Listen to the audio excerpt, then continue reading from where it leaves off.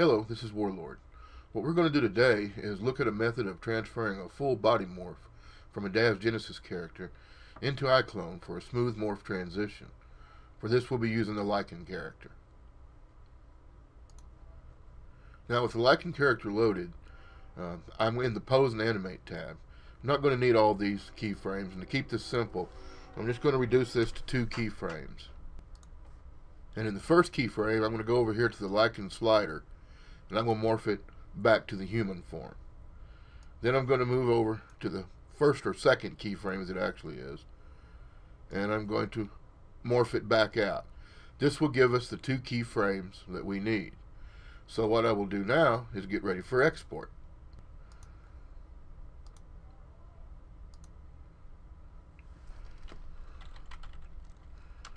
As you can see, I've done this many times.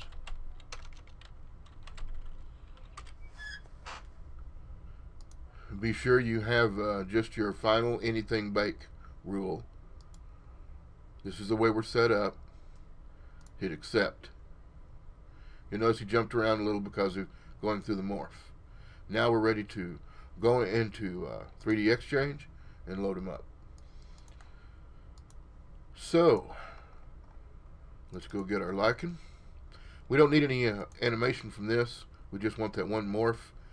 It's better to do this to create a character just to do your morph with. Then go back to your regular characters. That keeps any kind of other morph from interfering or jumping up while you're running down the timeline. It's a bit unpredictable right now. This keeps it to be predictable, where you won't have a problem. So all we need to do is go into the expression editor, and of course we want to make sure that our morph is in there. And you'll notice the hands are messed up. That's another reason why you'll only use this character for a transition. This may get corrected. I'm not even sure. I doubt they intended for full body morphs to be captured, but at least it is something we can use. So you can always hide the hands with camera or anything like that. So what we need to do now, since we know that we've got our characters, that we've got our morphs in here, is just go into the expression editor. And there's 2 ways to do this. Now you don't want any visamies. It's okay to have eye and head, but you don't want anything in here. So go ahead and clear it out. Click on each one if you have to and clear. The muscle doesn't matter. And for right now, we will go ahead and use custom to show you how to do this in one method. There's actually 2 methods. This is not my preferred method of doing it because it's not real smooth. But what we can do is click on rightward, move that up to 100% and set it. Now the way I'd prefer to do it would be to use the jawbone or something like that. I will go to the jaw, move that up to 100% and set it. We now have 2 different ways to trigger this morph. We can go into the face key and open the jaw, or we can go into the puppet and use the custom rightward tool. So now that we've got it set, we're ready to go ahead and go into Iclone.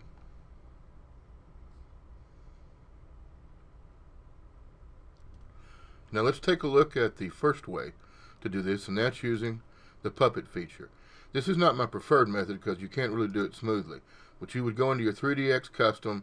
I'm in the first grouping here, and to preview to show you when we move to the right, you'll get your morph. But now you also notice the eyeballs are moving out of place. That's because you need to uncheck the eyeballs, clear them. Then go back and do your morph. So as you can see here, we can slowly do a morph, but the problem is we really can't do it smooth. When we play it back, this is what we get. It kind of jumps. That may look smooth to you, but when you see it up close, it's jumping and jerking just a little bit. So there is a way to do this better. So let's right click, remove all animation. Now I prefer using the face key method because it's just a little easier. And when we mapped our jaw, we actually mapped this part of the face key where we can use it to go ahead and trigger our morphing. So let's reset all and let's move it down however long you want it to be. I'm going to say right here, 335. Now I'm going to pull my morph. Now you can overmorph and you can go back the other way when you do this. So there's overmorphing. So anyway, somewhere about right in there. That'd be your preference.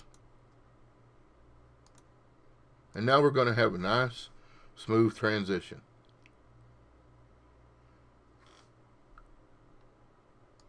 Hide the hands with camera angles, props, whatever you have to do. Use this character for your on-screen transition. Then go back to your standard character. There's really nothing to it.